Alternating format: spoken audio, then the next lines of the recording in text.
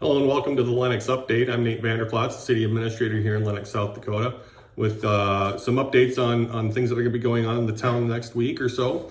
Next week, Monday night, May 9, we have our regular City Council meeting. That's at 8 o'clock instead of the normal 7 o'clock. On that agenda, we have the annual Fire Department report from Fire Chief Mike Fudness.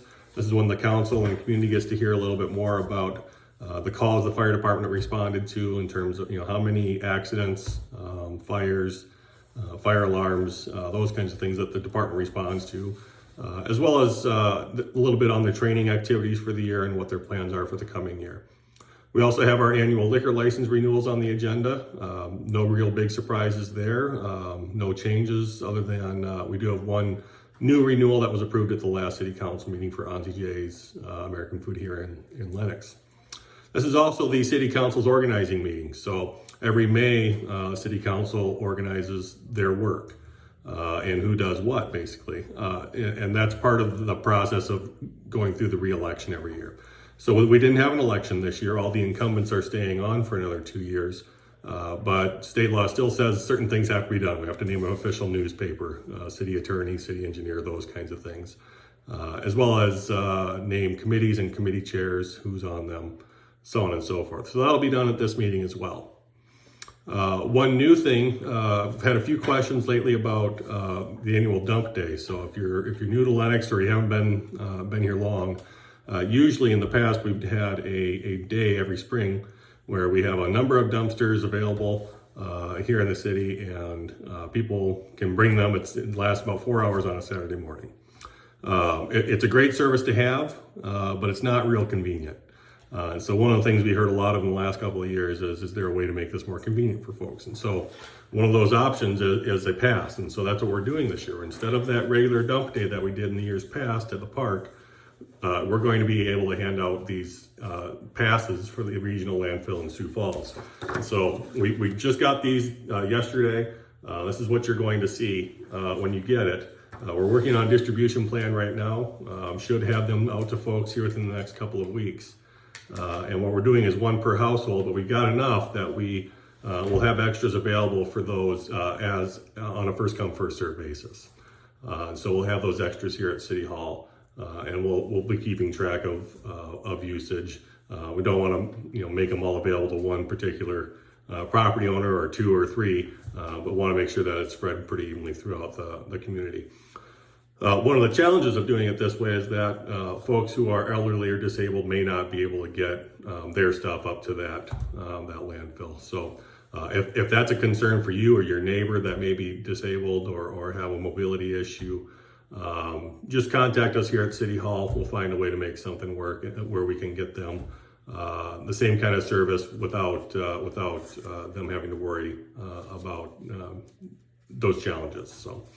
I want to spend a little bit of time this week on what we call our sales tax bonds. So the last couple of weeks, you would have seen that the City Council passed a resolution that issued sales tax bonds. And this is something that's fairly new for Lennox. We haven't really used this much before.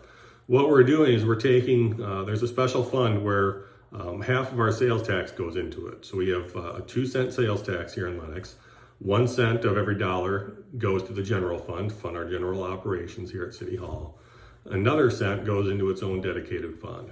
So we call that the second penny fund.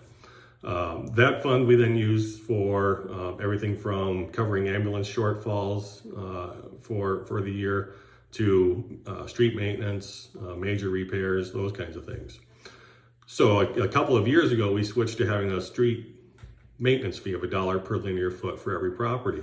And part of that was so that we could free up those sales tax dollars to be used on actual infrastructure costs.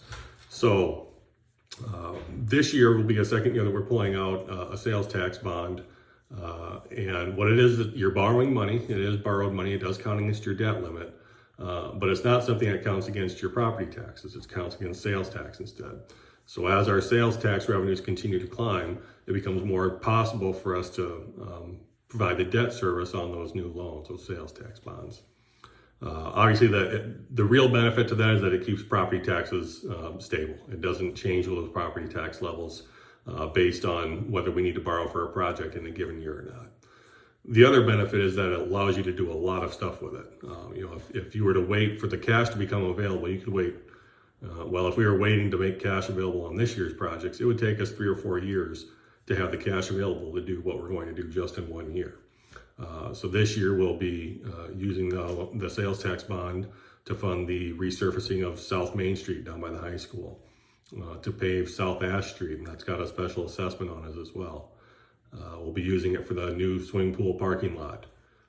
We'll be using it to help fund our share of the cost on the Cleveland Avenue Bridge replacement, and a small portion of the Boynton Avenue project as well, a special assessed portion of that.